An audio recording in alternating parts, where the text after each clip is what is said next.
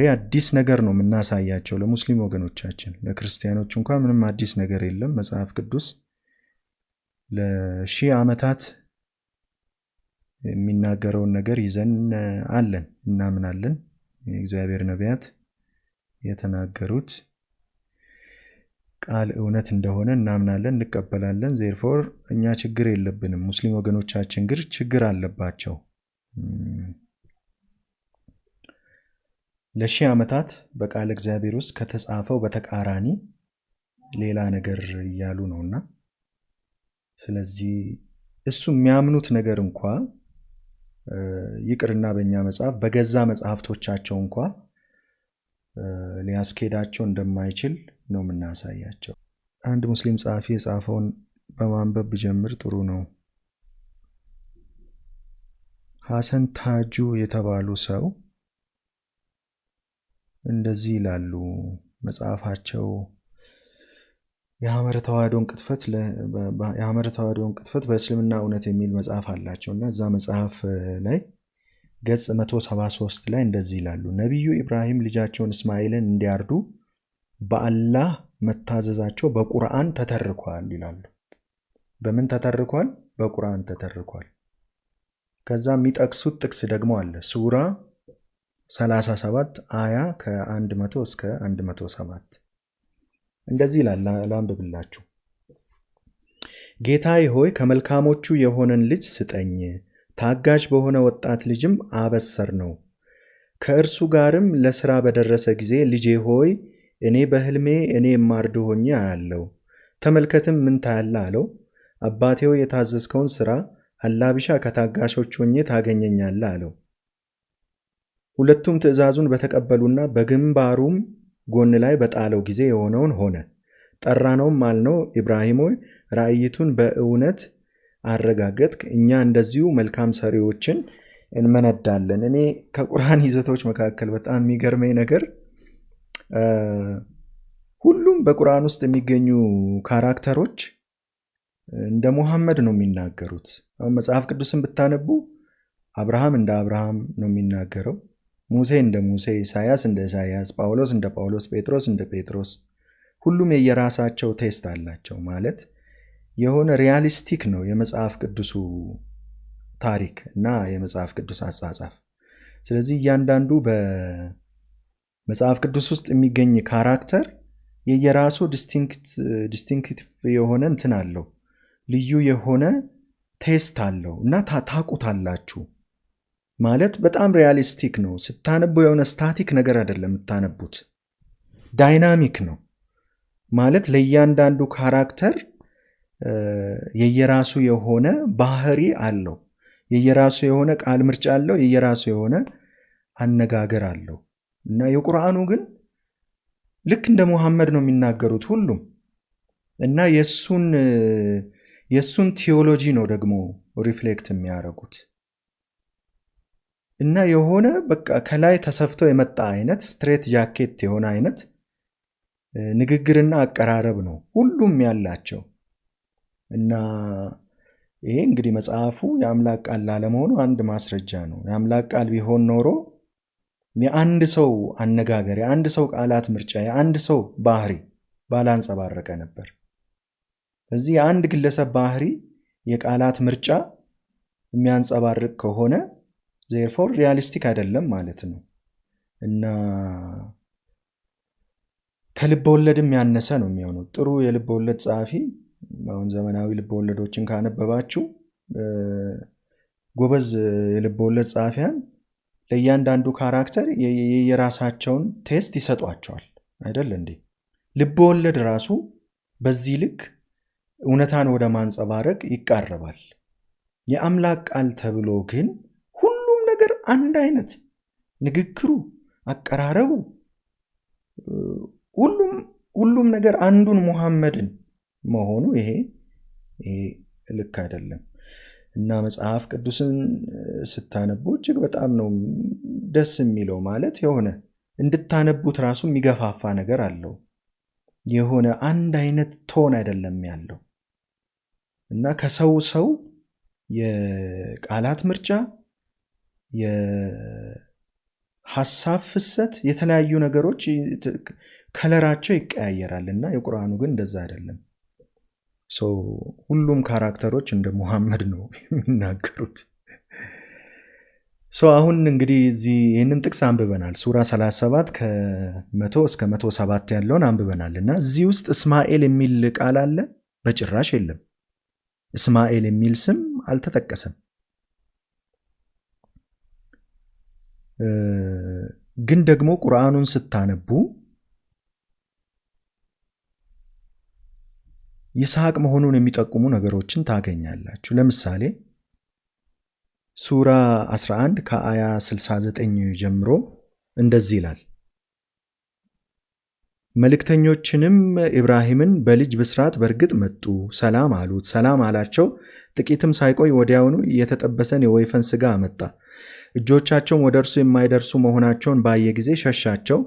ከእነሱም ፍርሃት ተሰማው። አትፍራ፣ እኛ ወደ ሉጥ ሕዝቦች ተልከናል አሉት። ሚስቱም የቆመች ስትሆን አትፍራ አሉት። ሳቀችም። በይስሐቅም አበሰርናት። ከይስሐቅም በኋላ በልጁ በያዕቁብ አበሰርናት ይላል።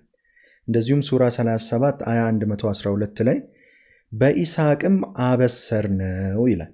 ስለዚህ ይሄ የብስራት ዜና የተደጋገመው ለማን ነው?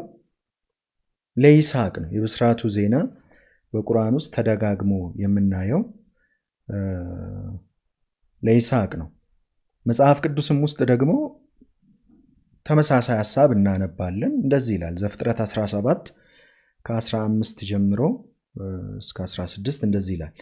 እግዚአብሔርም አብርሃምን አለው፣ የሚስትን የሶራን ስም ሶራ ብለህ አትጥራ፣ ስሟ ሳራ ይሆናል እንጂ። እባርካታለሁ፣ ደግሞም ከእርሷ ልጅ እሰጣለሁ፣ እባርካትም አለው፣ የአሕዛብም እናት ትሆናለች፣ የአሕዛብ ነገሥታት ከእርሷ ይወጣሉ ይላል። ስለዚህ ተመሳሳይ የብስራት ዜና እናያለን ማለት ነው። ይሄ የብስራት ዜና የተነገረው ለማን ነው ለሚለው እስቲ አንዳንድ እስላማዊ ምንጮችን ላሳያችሁ። ለምሳሌ አጠበሪ ማለት ያው እጅግ በጣም ታዋቂ ሙስሊም ሊቅ ነው። አጠበሪ እንደዚህ ይላል።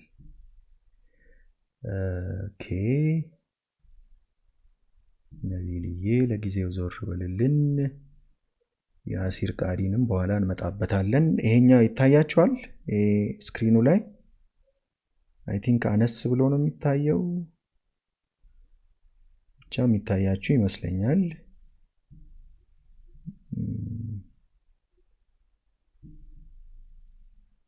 ይታያችኋል?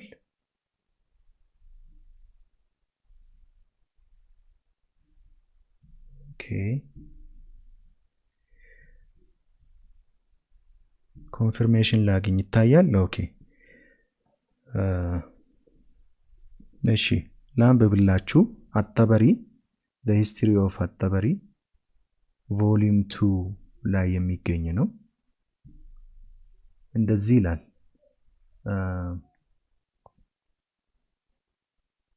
According to Ibn Humayd Salama, Muhammad ibn Ishaq, I heard Muhammad bin Ka'b al-Qurayzi say the same thing often. As for the above mentioned proof from the Quran that it really was Isaac, it is God's word which informs us about the prayer of his friend Abraham when he left his people to migrate to Syria with Sarah. እና ከቁርአን የምንረዳው ይሄ ነገር ይስሐቅ መሆኑን ነው። እና የአምላክ ወዳጅ የሆነው አብርሃም ከሶሪያ በወጣ ጊዜ የጸለየው ጸሎት አለ ይላል። እና አብርሃም እንደዚህ ብሎ ጸለየ። I'm going to my Lord who will guide me. ወደሚመራኝ ወደ ጌታዬ ሄዳለሁ። My Lord, ጌታዬ ሆይ grant me a righteous child. ጻድቅን ወይም ንጹሕ ልጅን ስጠኝ። This was before he knew Hagar. ይሄ አጋርን ከማወቁ በፊት ነው። who was to be the mother of Ishmael, የእስማኤል እናት የሆነችውን። After mentioning this prayer, ይህንን ጸሎት ከጸለየ በኋላ God goes on to describe his response to the prayer and mention that he foretold to Abraham that he would have a gentle son. ስለዚህ አብርሃም ጸሎቱ መሰማቱን ስለዚህ መልካምን ልጅ እንደሚሰጠው አምላክ ነገረው ይላል። God also mentions Abraham's vision of himself sacrificing that son when he was old enough to walk with him. ይህንን በኋላ ላይ እናያለን። ይሄ ልጅ ካደገ በኋላ እንደሚሰዋ አምላክ ነግሮታል ይላል። ስለዚህ እዚች ጋር ተመልከቱ። ምናልባት የሚታያችሁ ከሆነ እንደዚህ ከሆነ የሚታይ ይመስለኛል። ምናልባት እናንተ ጋር እንዴት እንደሚታይ ኦኬ አይ ቲንክ this better now አላችሁ አይደል ጋይስ? ኦኬ እቺን ተመልከቱ። ይኸውላችሁ ይሄንን ተመልከቱ።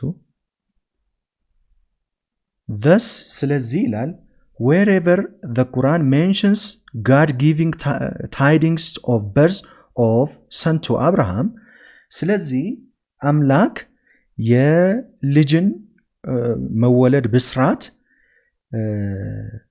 ለአብርሃም በነገረው ቁጥር it refers to ሳራን የተመለከተ ነው and thus Isaac ስለዚህ ይስሐቅን የተመለከተ ነው and the same must be true of God's word ስለዚህ እንደዚህ የሚለውም የአምላክ ቃል ከዚህ ሐሳብ ጋር ይያዛል ይላል so we gave him tidings of a gentle son ስለዚህ የመልካም ልጅ ወይም የንጹህ ልጅ ስጦታ እንደምንሰጠው ይሄ ብስራቱ ማለት ነው የተነገረው ብስራት ከሱ ጋር የተያዘ ነው ይላል as it is true of all such references in the Quran በቁርአን ውስጥ የሚገኙ ለሁሉም ይሄንን ጉዳይ ለሚጠቅሱ ጥቅሶች እንደሆነው ሁሉ ይላል ስለዚህ በአጠበሪ መሰረት አጠበሪ ማለት ቀላል ሰው አይምሰላችሁ one of the giants እነዚህ ኢብን ከቲር ምናምን እነዚህ ሁሉ ከአጠበሪ ነው የተማሩት ኦኬ እሱ ደቀ መዛሙርት እሱ ተማሪዎች ናቸው ከሱ በኋላ የመጡ ናቸው እና አንዳንድ እሱ ያስተማራቸውን ነገሮች ቀያይረዋል ግን ደግሞ አይደርሱበትም እና መሰረት የጣሉ ከሚባሉ ጃንት የሆኑ የእስልምና ሊቃውንት መካከል አጠበሪ አንዱ ነው ስለዚህ የብስራት ዜና የሚለው ሁሉ በቁርአን ውስጥ የሚገኝ የብስራት ዜና የሚለው ሁሉ ማንን የተመለከተ ነው ይላል ይስሐቅን የተመለከተ ነው ለሳራ የተነገረ ነው ይስሐቅን ደግሞ የተመለከተ ነው ይላል ይሄንን ያለው ማን ነው አጠበሪ ነው ከዚህ ጋር የሚጋጭ ነገር ያው እስላማዊ ምንጮች ውስጥ አለ እናቃለን እስማኤል ነው የሚሉ አሉ በዛም የተረጉሙ ተፍሲራት አሉ ግን ቢያንስ እስላማዊ ምንጮች ወጥ የሆነ አቋም እንደሌላቸው እንረዳለን እርስ በርሳቸው የሚጋጩ ከሆነ ደግሞ therefore እውነትን ያስተላልፋሉ ብለን ልንደገፍባቸው አንችልም ስለዚህ የተሻለ ምንጭ ያስፈልገናል ማለት ነው ኮንሲስተንት የሆነ በሚናገረው እውነት እርግጠኛ የሆነ ምንጭ ያስፈልገናል ማለት ነው እርሱም ምንድነው መጽሐፍ ቅዱስ ነው የሚቀድም ምንጭ ነው እንደዚሁም ደግሞ በብዙ ነቢያት የተረጋገጠ ምንጭ ነው ከመሐመድ በፊት በነበሩ መልካም ሰዎች ሁሉ ቅዱሳን ሰዎች ሁሉ የታመነ ምንጭ ነው ስለዚህ የኋለኛው ምንጭ ከፊተኛው ምንጭ ጋር የሚጋጭ ከሆነ የኋለኛው ነው መጣል ያለበት ግን ምንድነው ቁርአኑ ግልጽ አይደለም እዚህ ጋር እንዳነበብነው አሁን ሙስሊሞቹ ምንድነው የሚሉት አሁን ከአሰንታጁ ላይ ያነበብኩላችሁ ገጽ 173 ላይ የሐመረ ተዋዶን ቅጥፈት የሚለው መጽሐፉ ላይ ማለት ነው ነብዩ ኢብራሂም ልጃቸውን እስማኤልን እንዲያርዱ በአላህ መታዘዛቸው በቁርአን ተተርኳል ይላል ግን አንድም ቦታ ላይ ቁርአን እስማኤል ነው የሚል ቃል አልጠቀሰም የእስማኤልን ስም የጠቀሰበት ቦታ የለም ታጋሽ የሆነ ወጣት ልጅ ይላል ስለዚህ የብስራቱ ዜና የተነገረው ታጋሽ ስለሆነ ወጣት ልጅ ነው አብርሃምም ይሰዋል የተባለው ይሄንኑ ልጅ ነው እስማኤል የሚል ለመስዋዕት የቀረበው እስማኤል ነው የሚል አንድም ጥቅስ የለም ስለዚህ በነጠላ የተነገሩት ብስራቶች ማንን የተመለከቱ ናቸው ለሚለው አጠበሪ ምንድነው የሚለው? በሁሉም አጋጣሚዎች ብስራት ሲነገር ማንን የተመለከተ ነው? ሳራን የተመለከተ ነው። ስለዚህ የብስራቱ ዜና ስለማን ነው? ስለ ይስሐቅ ነው፣ ስለ እስማኤል አይደለም። ይህንን የተናገረው አጠበሪ ነው። ይኸው መጽሐፉ ፒዲኤፍ ቨርዥን ገጽ 89 ላይ ማግኘት ትችላላችሁ። ይሄ ታሪክ አጠበሪ ነው። ይኸው ወደ ዋናው ገጽ ተመልሼ ላሳያችሁ እችላለሁ። ይኸው ወደ ዋናው ገጽ ተመልሼ ላሳያችሁ። ተመልከቱ። The History of አጠበሪ ቮሊዩም 2 Prophets and Patriarchs። ይኸው የአጠበሪ መጽሐፍ ነው።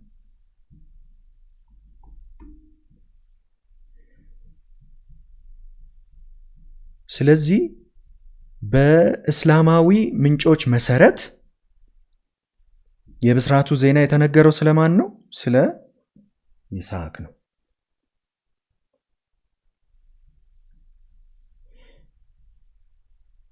ለመስዋዕት የቀረበውስ ልጅ ማን ነው የሚለውን አጠበሪ የሚለውን ላሳያችሁ መጀመሪያ፣ ከዛ ሌሎች በርካታ ምንጮችን አሳያችኋለሁ። ግን ከዛ በፊት እስቲ ሴኩላር የሆነ ምንጭ የሚለውን ላሳያችሁ።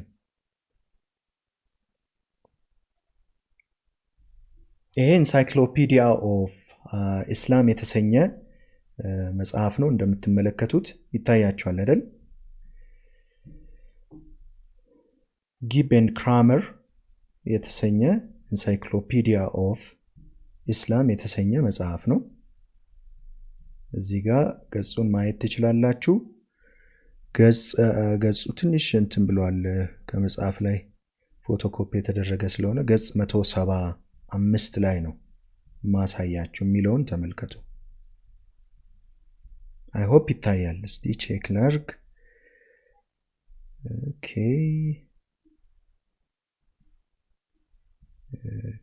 ነገር ክሮፕ ተደርጎ ተቆርጧልና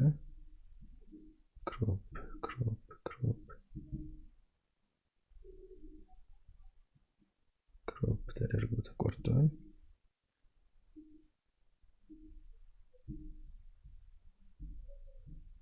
ኦኬ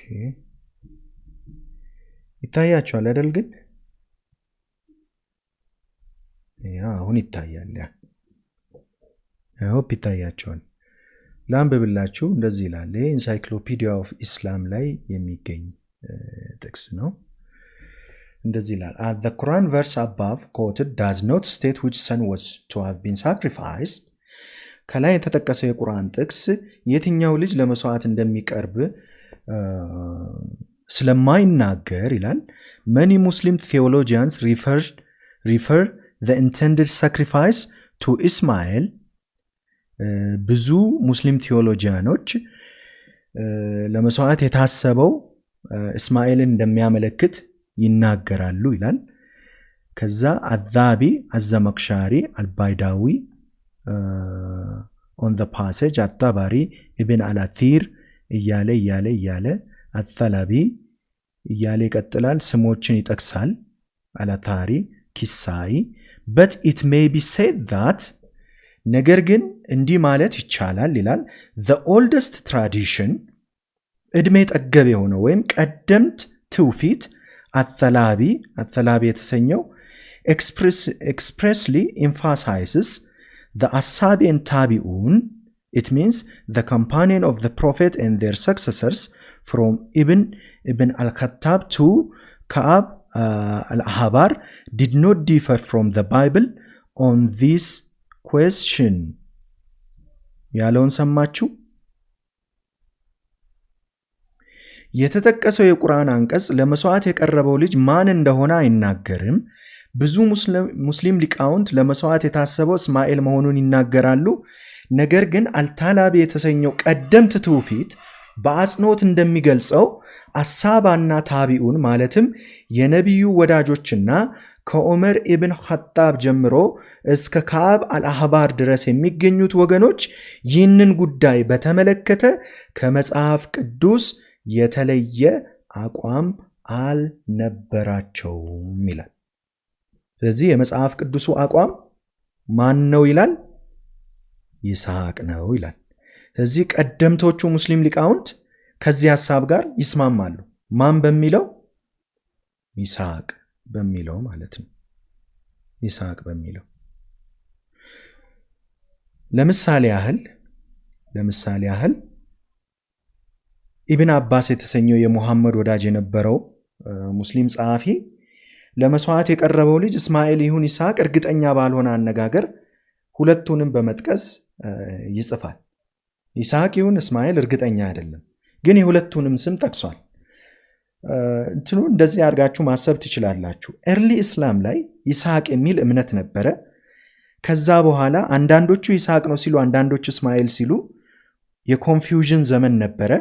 ይሄ ተፍሲር ኢብን አባስ የተባለው መጽሐፍ የተጻፈበት ዘመን ላይ የነበረው ኮንፊውዥን ነው። ከዛ በኋላ ሙስሊሞች በአንድ ድምፅ እስማኤል ነው ወደሚለው መጡ። ይሄ ደግሞ የነ ኢብን ከቲርን ዘመን ይወክላል ማለት ነው። ስለዚህ ቀደምት ምንጮች ምንድነው የሚሉት? ይስሐቅ ነው ይላሉ። ከዛ በኋላ ደግሞ የኮንፊውዥን ዘመን አለ። ልክ የኢብን አባስ ተፍሲር እስማኤልንም ይስሐቅንም ሁለቱንም እንደጠቀሰው ማለት ነው። አንዳንዶቹ እስማኤል አንዳንዶቹ ይስሐቅ ስለሚሉ ከሁለቱ መምረጥ ቸገረው የተፍሲሩ ጸሐፊ። ስለዚህ እስማኤል ወይም ይስሐቅ ብሎ ሁለቱንም ማስቀመጠ ማለት ነው። የኋለኞቹ ግን ጉዳዩን አሻሻሉ ማለት ነው። ስለዚህ ይስሐቅ የሚለው ቀረ። መጀመሪያ ይስሐቅ ነበረ። ከዛ ይስሐቅ ወይም እስማኤል የሚል የኮንፊውዥን ዘመን ነበረ። ከዛ ደግሞ ወደ ኢብን ከቲር ዘመን ሲመጣ እስማኤል ነው የሚለው ድምዳሜ ላይ ተደረሰ ማለት ነው። ስለዚህ በዚህ ዘመን ያሉት ሙስሊም ወገኖቻችን በነ ኢብን ከቲር ዘመን የነበረውን የሙስሊሞች አቋም ይዘው ነው እየሄዱ የሚገኙት ማለት ነው። ወይንም ደግሞ የኋለኞቹን ዘመን ልትሉ ትችላላችሁ። ግን ቀደምት ሙስሊሞች ከመጽሐፍ ቅዱስ የተለየ አቋም አልነበራቸውም። ኢንሳይክሎፒዲያ ኦፍ ኢስላም ላይ እንደተጠቀሰው ሁለቱ ጃለሎች፣ እሱን እዚህ ጋር ላሳያችሁ እችላለሁ። አልጃለላይን የሚባሉት ሁለቱ ጃለሎች ተፍሲር እዚህ ጋር ማየት ትችላላችሁ። ምናልባት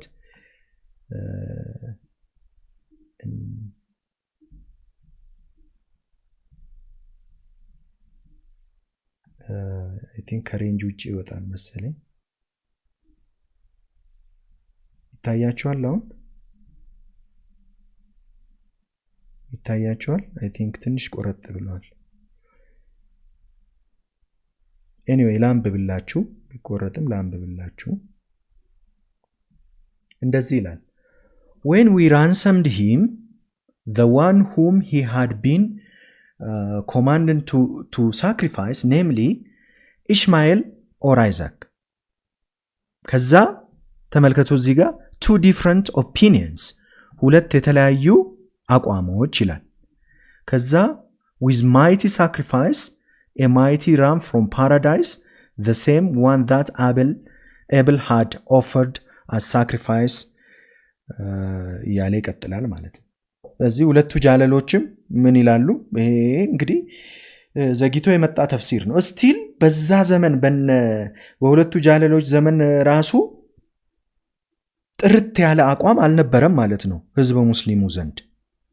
ስለዚህ እስማኤል ወይም ይስሐቅ ሊሆን ይችላል የሚል የተምታታ አቋም ነበረ ማለት ነው። የተምታታ አቋም ነበረ።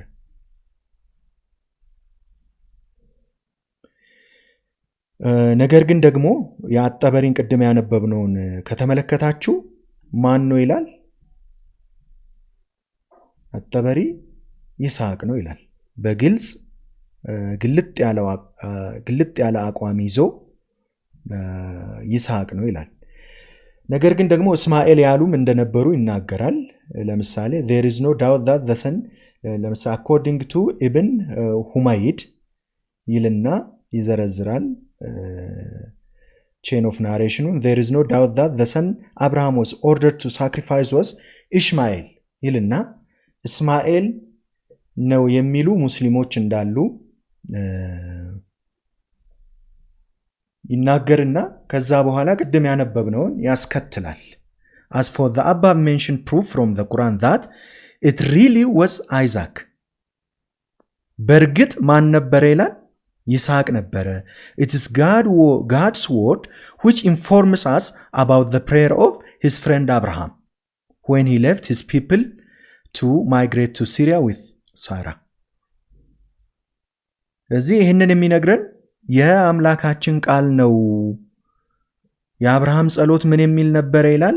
I am going to my Lord who will guide me. My Lord grant me a righteous child.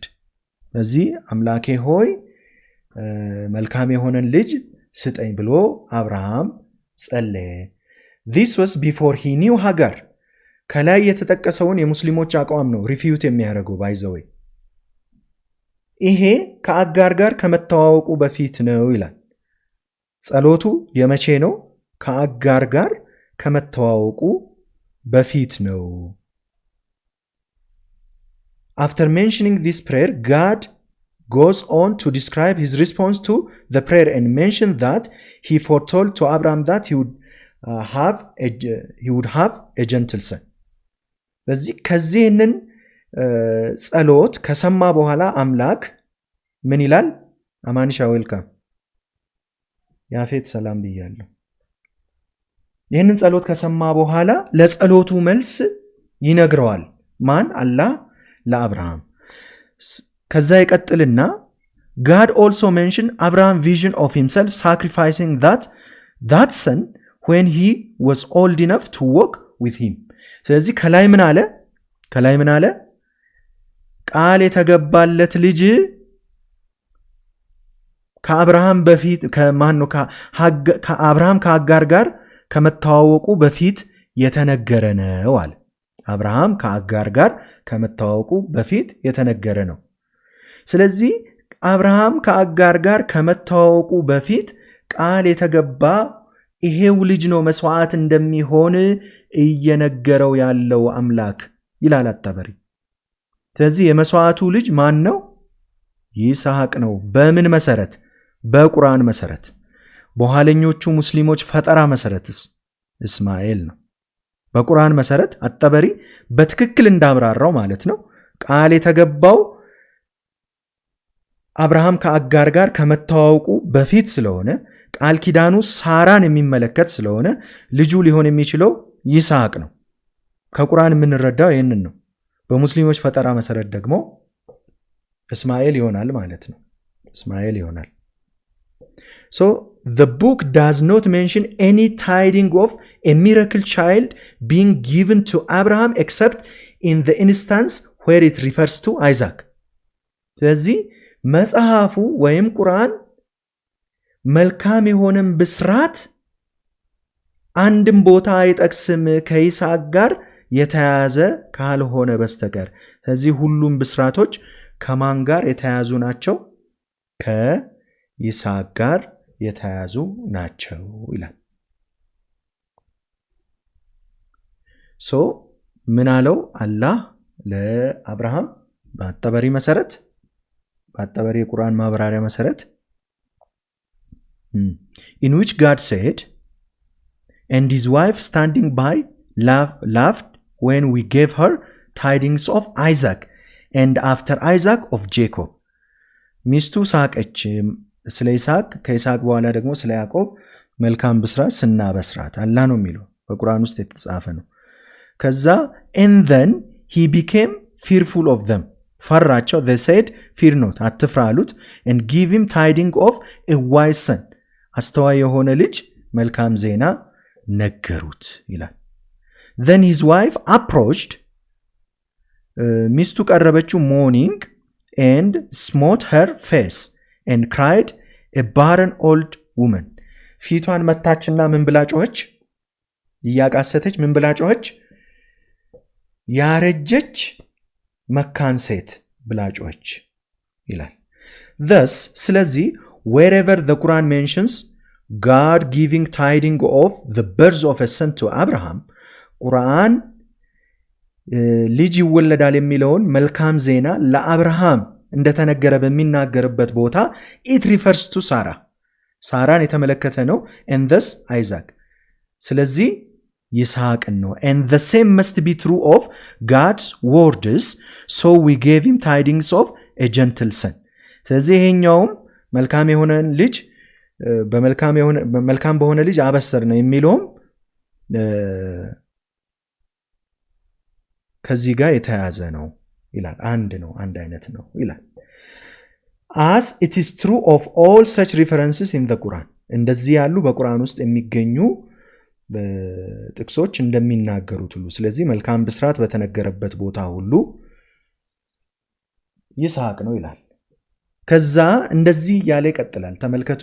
some say, አንዳንዶች ይላሉ that God would not have ordered Isaac's sacrifice because God foretold his birth before it happened and that of Jacob afterwards.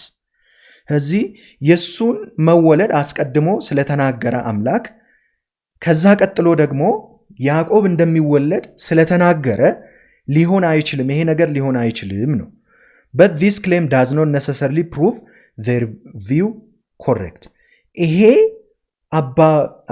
ይሄ አባባላቸው የነርሱን አመለካከት ትክክለኛነት አያሳይም ይላል። ሪፊዩት ያደርጋል። እነሱ ሎጂካቸው ምንድነው? አምላክ አንዳንዶቹም ይላሉ ባይዘው እኛ ሀገር ውስጥ ያሉ አንዳንድ ሙስሊሞችም እንደዚህ እያሉ ሲሞነጫጭሩ ታያላችሁ። አምላክ ለአብርሃም ኦልሬዲ ይስሐቅ እንደሚወለድለት ከይስሐቅ በኋላ ደግሞ ያዕቆብ እንደሚወለድ አብስሮታል። ስለዚህ ሰዋልኝ ማለቱ ምንም ትርጉም አይሰጥም። እንዴት ሰዋልኝ ይለዋል? ሰዋልኝ ካለው እንዴ ለኔኮ ሌላ ልጅ ከሱ ቀጥሎ እንደሚመጣ ተስፋ ተሰጥቶኛል፣ እንዴት ግደለው ይለኛል ብሎ አብርሃም ያስባል። ስለዚህ አይሰራም ይላሉ። ግን መጽሐፍ ቅዱስም ለዚህ ምላሽ አለው። ባይዘው ምንድነው የሚለው? በትንሣኤ እንደሚቀበል አምኗል አብርሃም። ስለዚህ ቢሰዋውም አምላክ መልሶ እንደሚያስነሳው አምኗል አብርሃም። ስለዚህ ቢሰዋውም ችግር የለበትም ማለት ነው። እሺ ሳሚሻ ቴንክ ዩ። ሶ አተበሪ ሪፊዩት ያደርጋል ማለት ነው። God only commanded Abraham to sacrifice Isaac when he was able to walk, and it is conceivable that Jacob could have been born to him before his father was commanded to sacrifice him. የመጽሐፍ ቅዱስን ሩት አይደለም የሚከተለው አተበሪ። ምንድነው የሚለው? አይ ልጁ ካደገ በኋላ እንዲሰዋለት ነው አምላክ የጠየቀው። ስለዚህ ያዕቆብ ከመስዋዕቱ በፊት ሊወለድ ይችላል። ሶ ሎጂካሊ አይሰራም እያለ ነው። በመጽሐፍ ቅዱስ የታሪክ ፍሰት መሰረት ባያስኬድም ማለት ነው። መጽሐፍ ቅዱሳችን በትንሣኤ መልሶ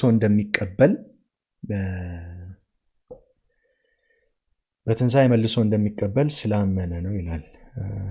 ጂስሚ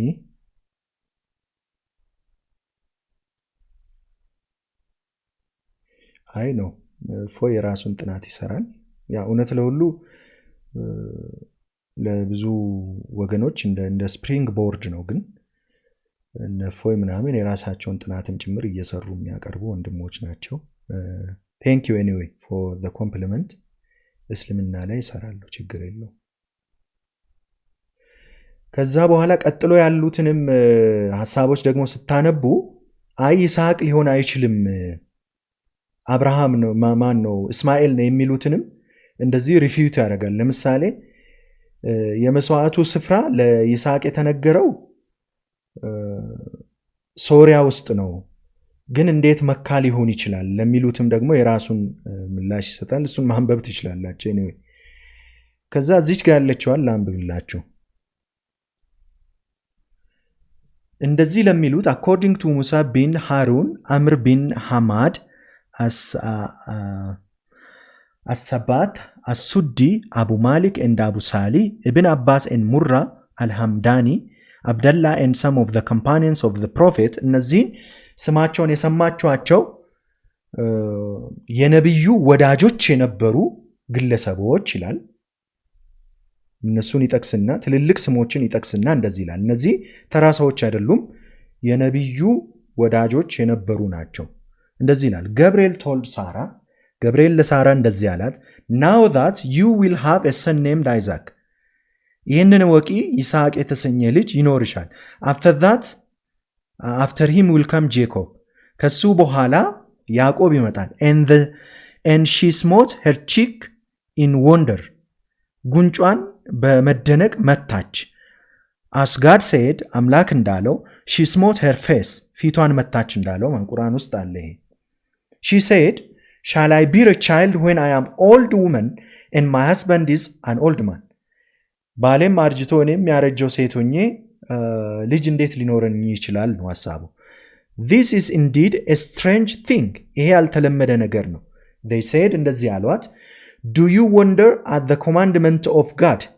በአምላክ ትእዛዝ ትደነቅ ያለሽ ሆይ may the mercy and blessing of God upon you የአምላክ በረከት እና ምሕረት ባንቺ ላይ ይሁን O people of this house የዚህ ቤት ሰዎች ሆይ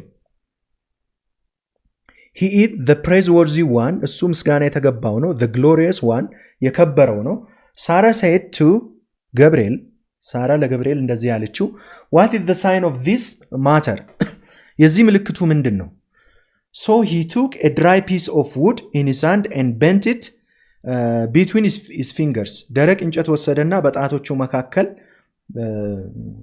አጠፈው and it quivered and turned green ከዛ በኋላ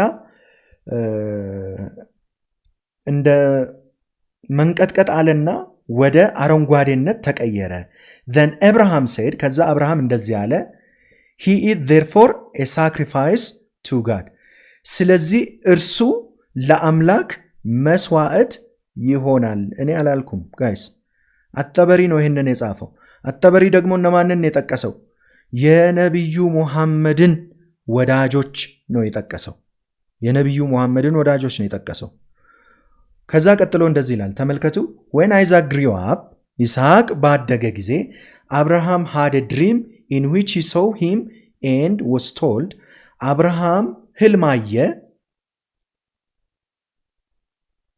አየ ከዛ እንደዚህ ተባለ በህልም ነው fulfill your promise that if God granted you a son by Sarah you would sacrifice him አምላክ ከሳራ ልጅን የሚሰጥህ ከሆነ እሰዋለው ያልከውን ቃልህን ፈጽም then Abraham said to Isaac ከዛ አብርሃም ለይስሐቅ እንደዚህ ያለው let us go out and offer a sacrifice to God እንውጣና ለአምላክ መስዋዕት እናቅርብ So he took a knife and rope and set out with Isaac. እዚህ ቢላ ወሰደ ገመድ ወሰደ ከይስሐቅ ጋር ጉዞ ጀመረ ይሄንን ያሉት የሙሐመድ ወዳጆች ናቸው ብሎ ስም ጠቅሶ አጠበሪ የጻፈው ነው ስለዚህ የመስዋዕቱ ልጅ ማን ነው በዚህ መሰረት ይስሐቅ ነው ሙስሊም ወገኖቻችን ግን በኋለኛው ዘመን ላይ እስማኤል ብለው ለውጠውታል እሺ ሳሚሻ I will check my inbox thank you በኋላ ላይ ቼክ አደርጋለሁ እዚህ ወገኖች ይሄ አይገርምም ሙስናድ አህመድ ኢብን ሐንበል በተሰኘ ሐዲስ ውስጥ ይሄ ነገር ይገኛል ላሳያችሁ ይሄ ታያችኋል ይሄ ነገር ይገኛል ትራንስሌት አድርጌ ላሳያችሁ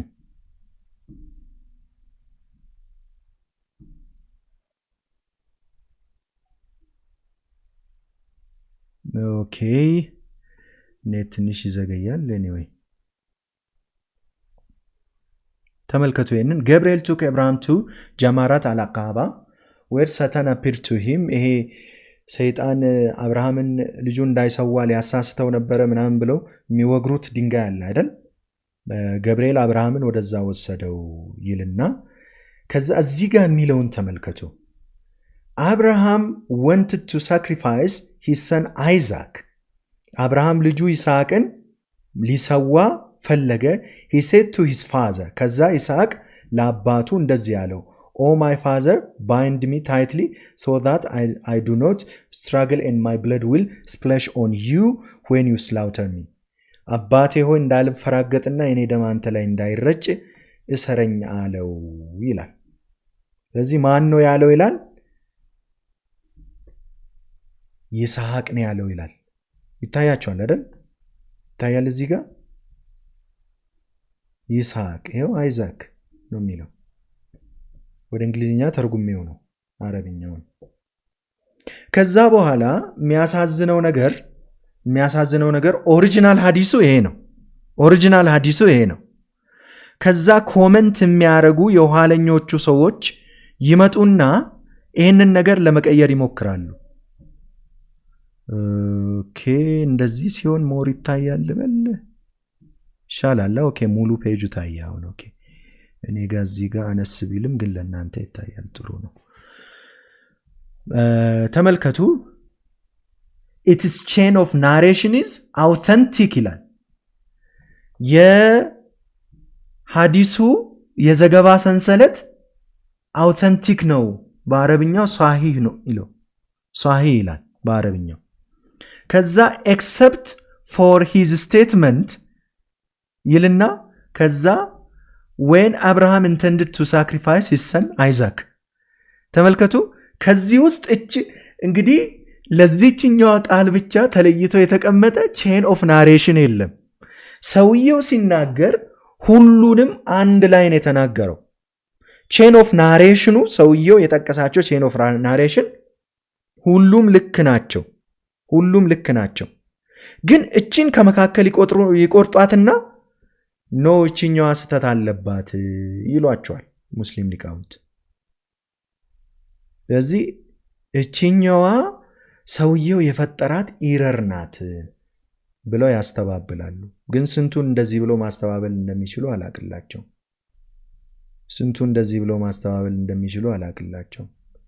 ሚሽካት አልመሳቢ ላይ ላሳያችሁ።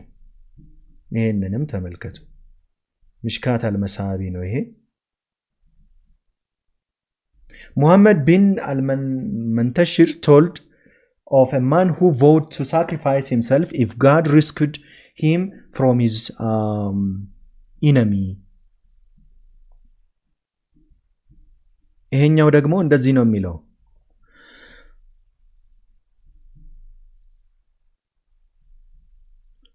ሙሐመድ ኢብን አልሙንተሸር እንዳስተላለፈው አላህ ከጠላቶቹ ቢታደገው ራሱን ለመሰዋት ስዕለት የተሳለ አንድ ሰው ነበረ። ከዛ እንደዚህ ይላል። he consulted Ibn Abbas who told him to consult Masruq and when he consulted him he replied ኢብን አባስን ለምክር በጠየቀው ጊዜ መስሩቅን እንዲያማክረው በነገረው ጊዜ እርሱም ባማከረ ጊዜ እንዲህ የሚል ምላሽ ሰጠው። do not sacrifice yourself, for if you are a believer you will kill a believing soul, and if you are an infidel you will hasten to hell. But buy a ram and sacrifice it for the poor, for Isaac was better than you and he was ransomed with a ram. ራስን አትሰዋ፣ ምክንያቱም አማኝ ከሆንክ አማኝ ነፍስ ትገድላለህና፣ ከሃዲ ከሆንክ ደግሞ ወደ ገሃነም ትፈጥናለህና። ነገር ግን በግ በመግዛት ለድሆች ስትል መስዋዕት አድርግ፣ ምክንያቱም ይስሐቅ ካንተ የተሻለ ሆኖ ሳለ በበግ ተዋጅቷልና። ከዛ ቀጥሎ he told Ibn Abbas and he replied, this is the decision I wanted to give you.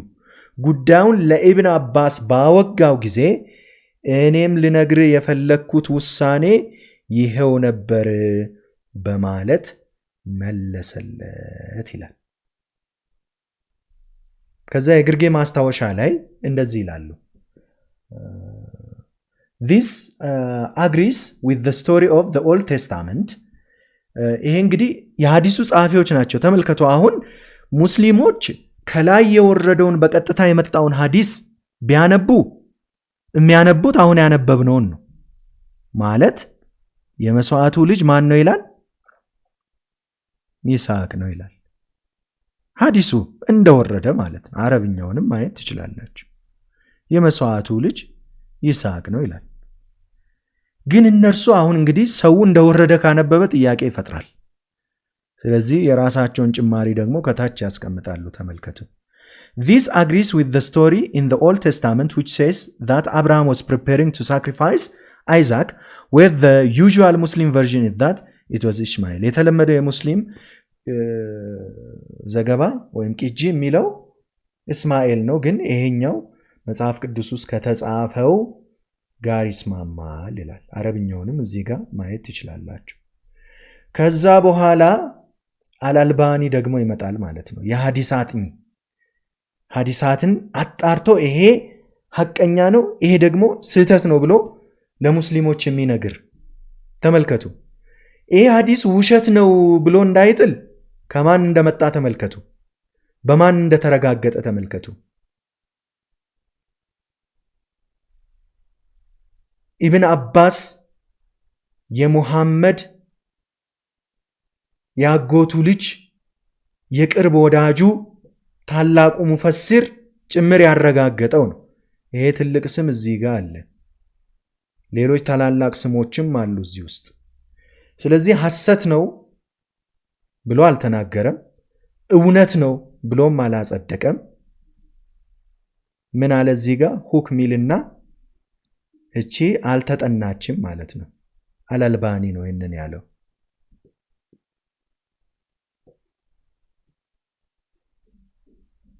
አልተጠናችም ይቺ ሐዲስ አለ ማለት ነው።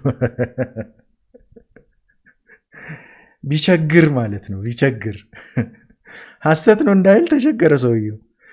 ከሌሎች ሐዲሳት አንጻር ሌሎቹን እውነት እያላቸው መጥቶ ባይ ዘ ሴም ክራይቴሪያ ደግሞ ይሄንን ሐሰት ሊል አይችልም።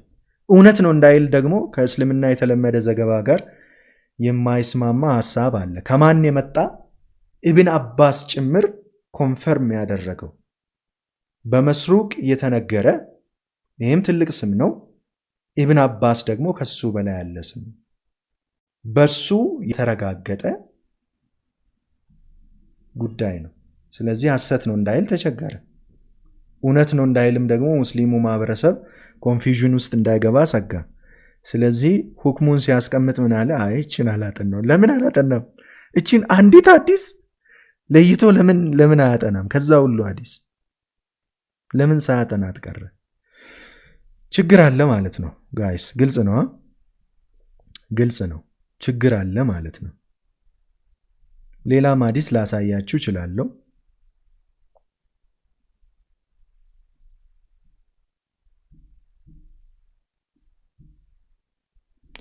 ይሄ ተፍሲር ነው።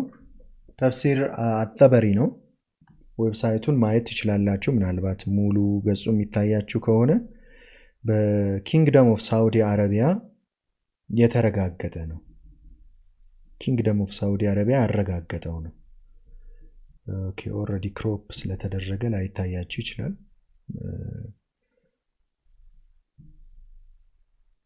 የመስዋዕቱ ልጅ ማን ነው ለሚለው አጠበሪ በሙስሊም ሊቃውንት መካከል ያለውን ክፍፍል ይነግራቸዋል እና በጣም ረጅም ነው። ይህንን ሁሉ አንብበን መጨረስ አንችልም። ግን ይስሐቅ የሚለው ስም ስንት ጊዜ እንደተጠቀሰ ተመልከቱ። 66 ጊዜ ነው የተጠቀሰው እና ከነዚህ ሁሉ 66 ከሚሆኑት ሁሉ አብላጫው ፐርሰንት ማለት ነው ሙስሊም ሊቃውንት የመስዋዕቱ ልጅ ይስሐቅ ነው ብለው የተናገሩበትን ነው የሚጠቅስላችሁ። ተመልከቱ። we ransomed Isaac with great sacrifice። ተመልከቱ። it was, some said it was Isaac።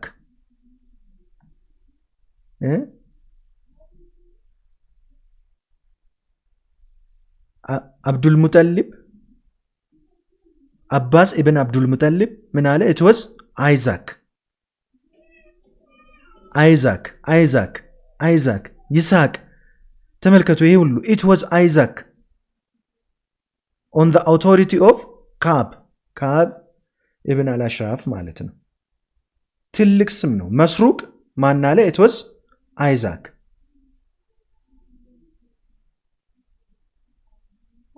on the authority of ኡበይድ ኢብን አምር who said it is Isaac። ተመልከቱ። ይስሐቅ ነው። አብዱላህ ኢብን ኡመይር አይዛክ። ተመልከቱ።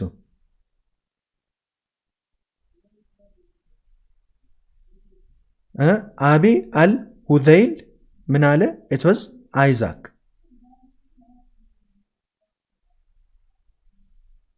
ያው እዚህ ጋር አቡ ሁራይራ አይዛክ 66 ጊዜ ነው በአንድ የተፍሲር ገጽ ላይ ብቻ ተጠቅሶ የምታዩት ማለት ነው። ተመልከቱ።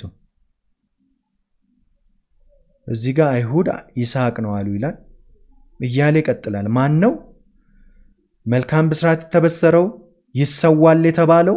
ሁይሲ ይላል አይዛክ። ተመልከቱ። ይስሐቅ ነው። ከአብ አልቁራይዚ የሚል ስም ነው የሚጠቅሰው እዚህ ጋር። ከዚህ በኋላ ያለው እሱ የተናገረው ነው። አይዛክ። ተመልከቱ። so he would not have commanded him to sacrifice Isaac when he had received from God what had promised him ይልና መጽሐፍ ውስጥ ቅድም ያነበብነው ማለት ነው። አንዱ አጠበሪ ሪፊዩት ያደረገው የዚህን ሰው እንደዚህ ያለ ሐሳብ የሚያቀርቡትን ሰዎች ነው። ምን አለ እዚህ ጋር according to ይልና እዚህ ጋር ተመልከቱ።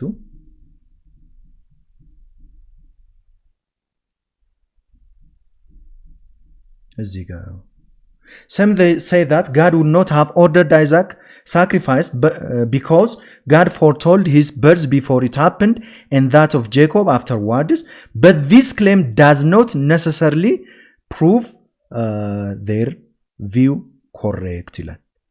ከዛው መጽሐፍ ቅዱስ በእምነት ከሞት እንደሚነሳ ስላመነ ነው ይላል።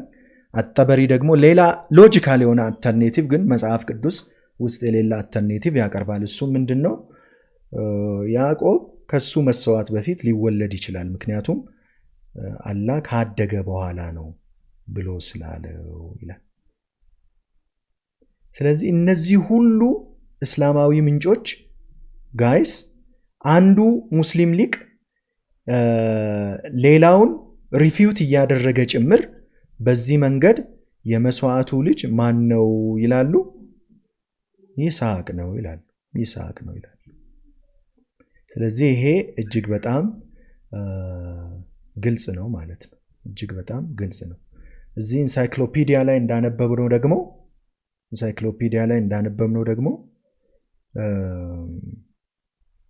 አብዛኞቹ ይኸውላችሁ አታላቢ expressly emphasizes the ashaba and tabi'un አስሃባ ማለት የሙሐመድ ወዳጆች ማለት ነው። ከሱ ጋር አብሮ የነበሩ ታቢኡን ማለት ደግሞ የነሱ ተማሪዎች ታቢዮች ማለት ነው። the companions of the prophet and their successors from Umar bin al-Khattab to Ka'ab al-Ahbar did not differ from the Bible on this question. በዚህ ጥያቄ ላይ ከመጽሐፍ ቅዱስ የተለየ አቋም አልነበራቸውም። ስለዚህ መጽሐፍ ቅዱሳችን የመስዋዕቱ ልጅ ማን ነው ይላል? ይስሐቅ ነው ይላል። እዚህ የመጽሐፍ ቅዱሱ በእስላማዊ ምንጮችም ጭምር የተደገፈ ነው ማለት ነው። ስለዚህ ሙስሊም ወገኖቻችን የመስዋዕቱ ልጅ እስማኤል ነው የሚለው የቅርብ ዘመን ፈጠራ ነው የገዛ ምንጮቻችሁ እንደሚያሳዩት። ስለዚህ ከየት አመጣችሁ? ከእውነት የራቀ ነው እንላቸዋለን ማለት ነው። እሺ በዚህ ዘመን ያሉ ሙስሊም ሊቃውንት ምን ይላሉ? ይሄንን አሳይቻችሁ እንጨርሳለን። this is very interesting። ይሄን ሰውዬ ታውቁታላችሁ? ስንቶቻችሁ ታውቁታላችሁ? ስሙን ጻፉልኝ። ማን ነው ስሙ? ታውቁታላችሁ? who is he?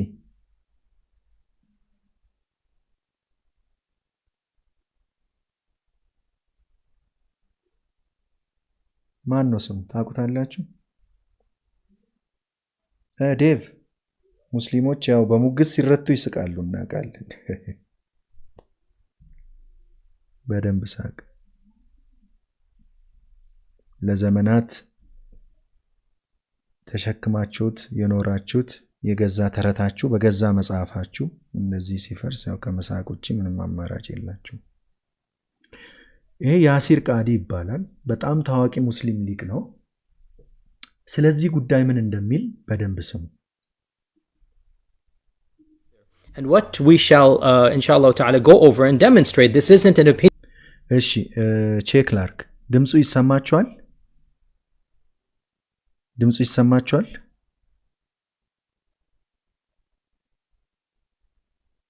ኦኬ ሁላችሁም ይሰማችኋል? እሺ ልቀጥል። እንደዚህ ይላል እንግዲህ እንደገና አስጀምራለሁ። And what we shall inshallah ta'ala go over and demonstrate, this isn't an opinion, this is a fact that I'm about to state, that ይሄ አሁን የምነግራችሁ ነገር ይላል የግል ምልከታ አይደለም፣ ኦፒኒየን አይደለም፣ ፋክት ነው ወይም የተረጋገጠ ሐቅ ነው ይላል።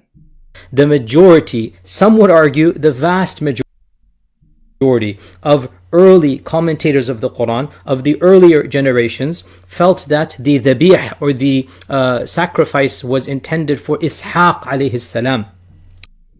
ይኸውላችሁ ያለውን በደንብ ስሙ። አብዛኞቹ ይላል አብዛኞቹ በአንዳንዶች ደግሞ ቫስት ማጆሪቲ አለ ማለት ጥቂቶች ሲቀሩ ብዙዎቹ ማለት ነው። ወይንም ደግሞ ከሞላ ጎደል እንደምንለው ቫስት ማጆሪቲ ለመስዋዕት የቀረበው ልጅ ማን ይላሉ? ይስሐቅ ነው ይላሉ። ይህንን የሚሉት ኤርሊ ሙስሊሞች ናቸው። የኋለኞቹ ዘመን ሙስሊሞች አይደሉም፣ ቀደምት ሙስሊሞች ናቸው። ስሙት። And not Ismail. Whereas of course as we are ይስሐቅ ነው እስማኤል አይደለም ይላሉ ቀደምቶቹ ሙስሊሞች። all aware, the position that it is Ismail alayhi salam is now the default, so much so that when somebody mentions Ishaq, people they think this is an unorthodox or a deviant position. ነገር ግን በዚህ ዘመን እስማኤል ነው የሚለው የተለመደ አቋም ሆኗል። ስለዚህ ይስሐቅ የሚለውን ስም ስትጠቅሱ ሰዎች ትክክል ያልሆነ ወይንም ደግሞ የተለየ ሐሳብ ነው ብለው ይላሉ፣ እንደዛ ይቆጥራሉ። ወይንም ደግሞ ከትክክለኛው አቋም የተዛነፈ አቋም ነው ብለው ይቆጥራሉ። The famous Saudi Sheikh al-Maghamisi, whom I used to admire before these political intrigues began, but he mentioned many years ago, I think 7-8 years ago or something, you can find it online, that in his position it is Ishaq alayhi salam.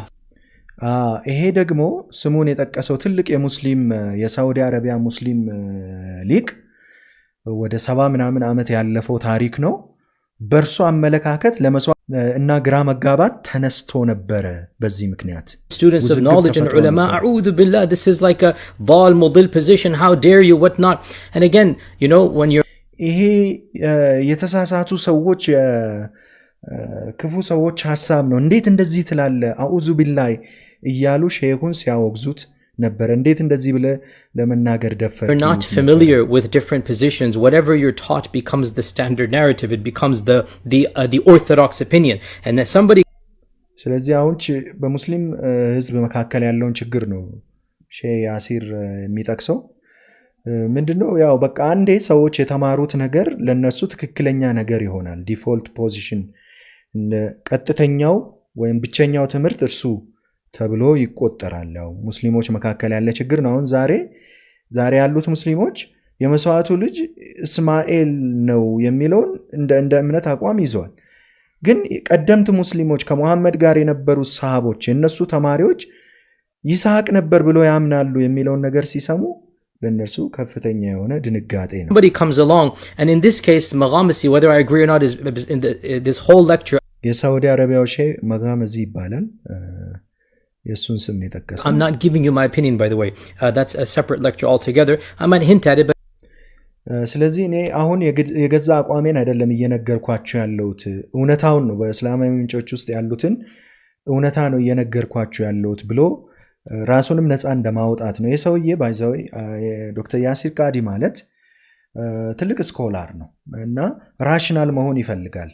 ብዙ ጊዜ እንደ ስኮላር ነው የሚያስበው እና ብዙዎቹ ሙስሊም መምህራን ሊቅ ምናምን የሚል ስም ይይዙና ግን ስቲል የሚያንጸባርቁት አቋም የሊቅ አይደለም ማለት ስኮላርሊ ኮንሰንሰስ አይደለም፣ ኦር ደግሞ ስኮላርሊ ኦፒኒየን አይደለም። it's just በእስላማዊ መጽሐፍት ውስጥ የተጻፉትን ነገሮች ለማጽደቅ ነው ጥረት የሚያደርጉትና ያሲር ቃዲ ሁለቱ መካከል የሚታገል ሰው ነው። ራሽናል ለመሆንም ይሞክራል ግን ደግሞ ይቸገራል እና እዚህ ጋር ደግሞ ሙስሊሞች እንዳይፈርጁት ይሰጋልና የሆነ ያንገራግራል። ስታንዳርድ ናሬሽን የሚለውን ቪዲዮ ታስታውሳላችሁ አይደል? የተለመደው ዘገባ ችግር አለበት ብሎ ቁርአን በትክክል እንዳልተጠበቀ ተናግሮ በመላው ዓለም የሚገኙ ሙስሊሞች የተቆጡበት ታሪክ ማለት ነው። እና ሰውየው ስኮላር ነው፣ እንደ ስኮላር ለመናገር ይዳዳዋል፣ ግን ደግሞ ፍርሃት አለበት። ኤኒዌይ እዚህ የግል አቋሜን አይደለም ምነግራችሁ እውነታውን ነው ምነግራችሁ እያለ ነው። But it doesn't matter to me for this lecture what the right opinion is. I'm interested in the development of ideas. I'm interested in ትክክለኛው ነገር ምንድነው የሚለው ላይ አይደለም አሁን ትኩረቴ። እሱን ሌላ ጊዜ ነግራችኋለሁ። የኔ ትኩረት አሁን ሐሳቦች እንዴት ነው የዳበሩት የሚለውን መናገር ነው ይላል። Demonstrating that it is possible for ideas to change. It is possible for what is deemed to be orthodox to change. It is possible. ስለዚህ ሐሳቦች ሊለዋውጡ ይችላሉ የሚለውን ነው ማሳያችሁ።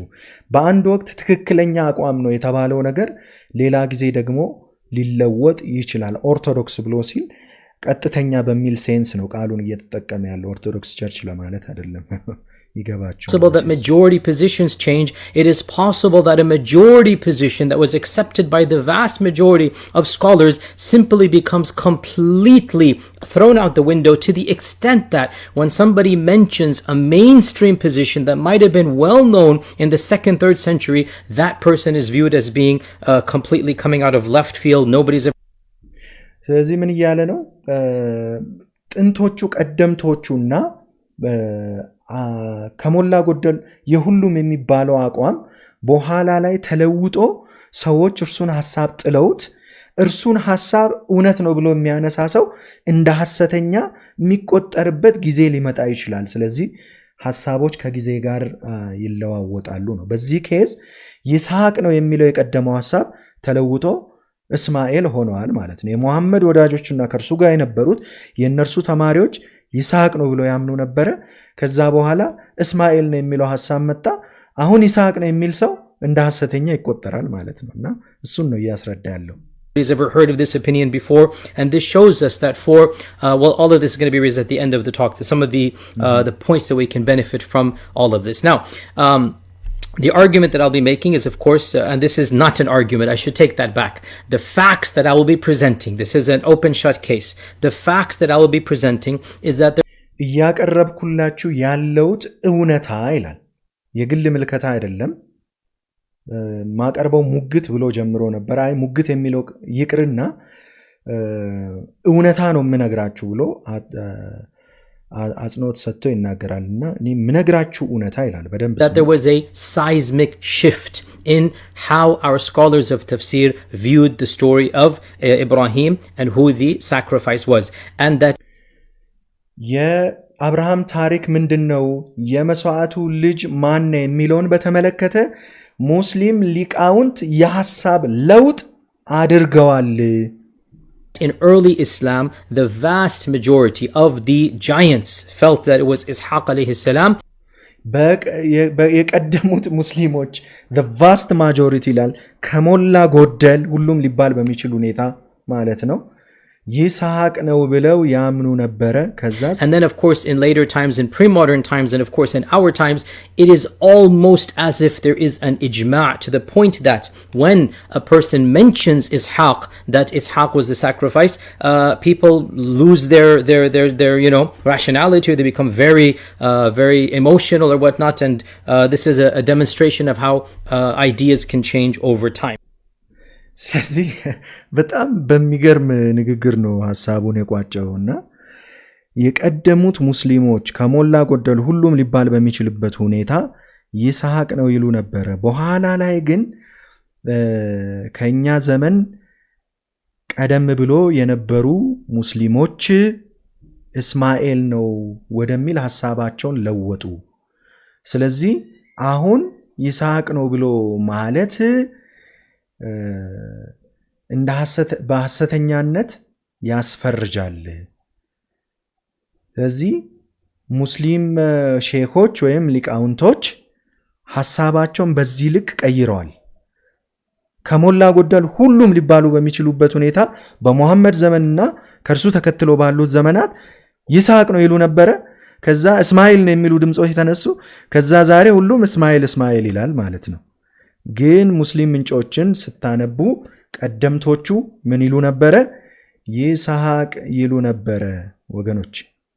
ስለዚህ መጽሐፍ ቅዱሳችን እንደሚያረጋግጠው ቀደምት ሙስሊሞችም ደግሞ አድሚት እንዳደረጉት የመስዋዕቱ ልጅ ማን ነበረ?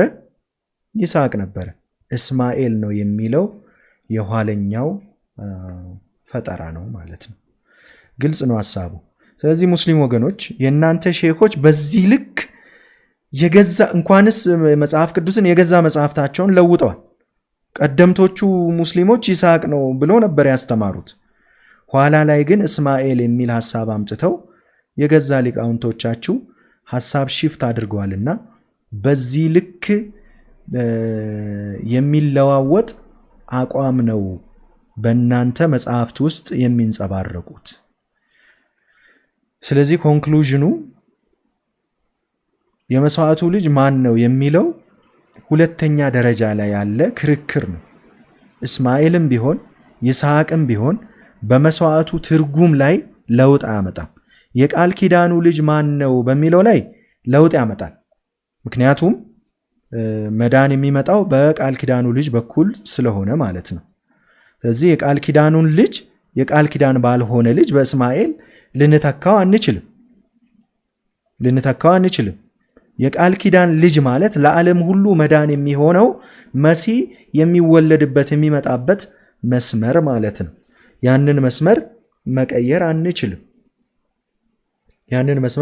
አንችልም።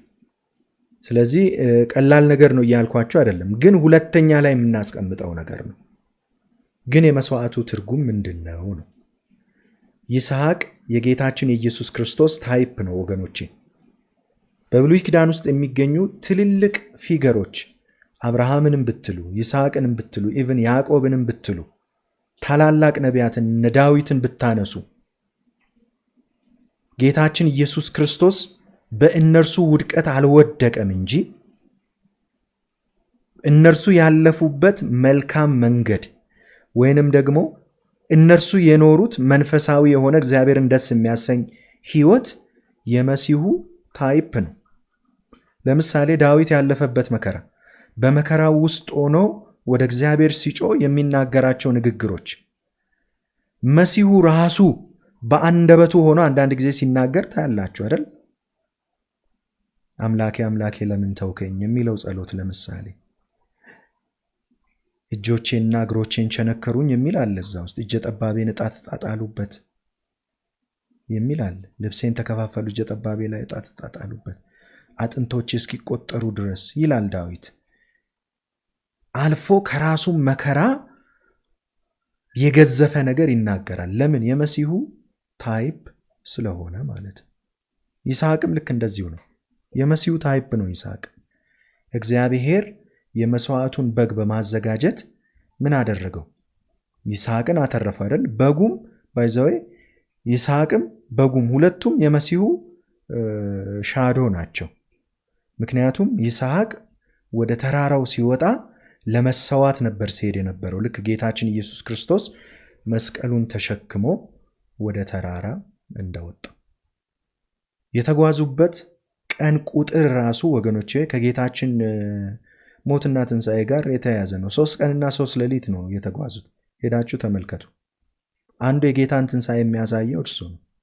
3 ቀንና 3 ሌሊት ነው የተጓዙት እዛ ቦታ ለመድረስ። የመስዋዕቱ ቦታ ደግሞ የሞሪያም ተራራ ነው። የሞሪያም ተራራ ማለት ኤግዛክትሊ ቤተ መቅደሱ የተሰራበት ማለት ነው። ከዚያም ብዙ ሳይርቅ ጌታችን ኢየሱስ ክርስቶስ በቀራንዮ ተራራ ላይ ተሰቀለ። መቅደሱ ራሱ የጌታችን የኢየሱስ ክርስቶስን ሕይወት የሚያሳየው። ስለዚህ ይስሐቅ የጌታችን የኢየሱስ ክርስቶስን የመስቀል ጉዞ ነው በተግባር ያሳየው። ልክ ተራራው ላይ ሲደርስ ግን ይስሐቅ በበጉ ተተካ። ስለዚህ ይስሐቅም በጉም የጌታ ታይፕ ናቸው። እግዚአብሔር ያዘጋጀው በግ ይስሐቅ ከሞት ተርፎ በይስሐቅ ፋንታ መስዋዕት ሆነ።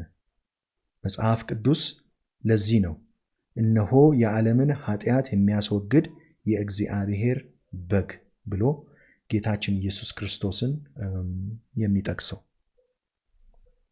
ስለዚህ የታሪኩ የላቀ ትርጉም ይሄ ነው። ዛሬ ግን ሙስሊም ወገኖቻችን የሚያረጉትን ሳያውቁ ነው ጀስት በዓሉን ሴሌብሬት የሚያረጉት።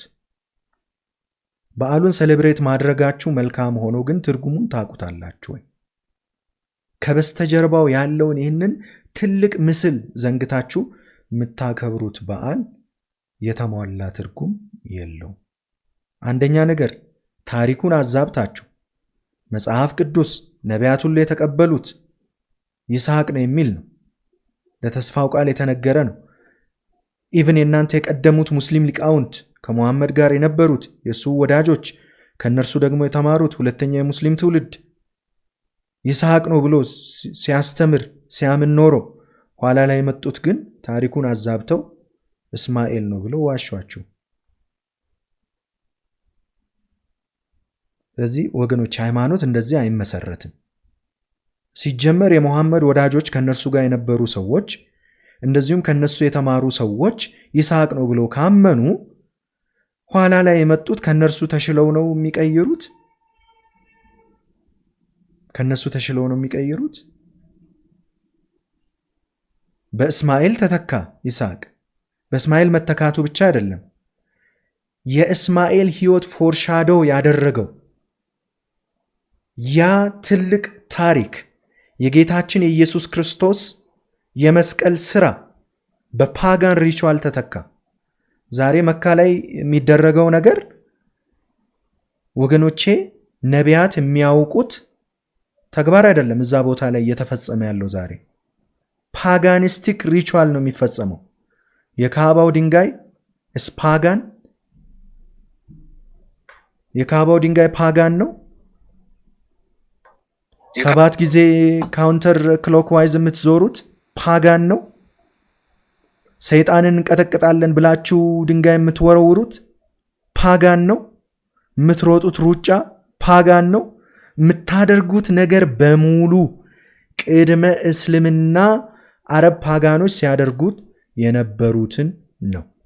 ያንኑ ነው ደግማችሁ እያደረጋችሁ ያላችሁት። ስለዚህ ምን ያህል ከእውነት እንደራቃችሁ ተመልከቱ። ይስሐቅ የሚለውን ነቢያት ያስተማሩትን የተረኩትን ያንን ትራኬ እስማኤል ወደሚል ቀየራችሁ። እሺ የነቢያቱስ ኮራፕት ሆኖ ነው በሉ። የእናንተ ሊቃውንት ከሙሐመድ ጋር የነበሩት ከነርሱ የተማሩት የነርሱ ተማሪዎች ያስተማሩትን ትምህርት መቀየርስ ምን ይባላል? ስለዚህ ከእውነት ምን ያህል እንደራቃችሁ ተመልከቱ። ስለዚህ ወገኖቼ ሙስሊም ማህበረሰብ እንደ ማህበረሰብ ተታሏል። ነቢያት የማያውቁትን የፈጠራ ታሪክ ፈጥሮ ከዚያም አልፎ የታሪኩን የላቀ ትርጓሜ ዘንግቶ በፓጋን ሪቹዋል ተክቶ መካ ላይ ዛሬ ያንን ተግባር እየፈጸመ ነው። ስለዚህ እግዚአብሔር አምላክ ማስተዋልን ይስጣችሁ፣ ወደ እውነት ይመልሳችሁ፣ እውነተኛውን የነቢያት ትምህርት እንድታውቁ እግዚአብሔር አምላክ ይርዳችሁ። ከሐሰተኛ መምህራን ከሐሰተኛ ሊቃውንት ትምህርት እግዚአብሔር የእውነቱን ብርሃን አብርቶላችሁ እንዲያስመልጣችሁ እንጸልይላችኋለን። እውነቱ ይሄ ነው። ተባረኩ።